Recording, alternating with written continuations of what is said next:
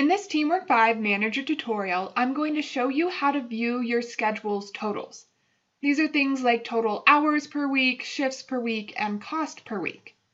To do that, go to your top menu bar and click on TeamWork. Make sure you have a location selected, then click on Schedules.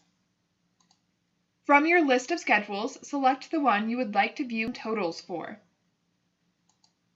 Then go to your new top menu bar and click on Shifts. Once you arrive at your list of shifts for this schedule, go to the top of your chart and click on Totals.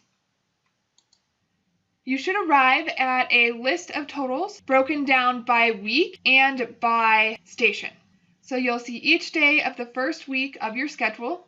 If you want to change that, you can click on the arrow next to the date and choose a different week from your schedule. Or I could have clicked on the forward or backward arrow.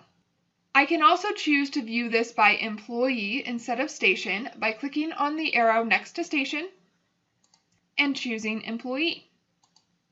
Now I'm seeing how many shifts this employee is working each day and the total number of shifts for this week. Instead of viewing this by shifts, I can also view it by costs or hours.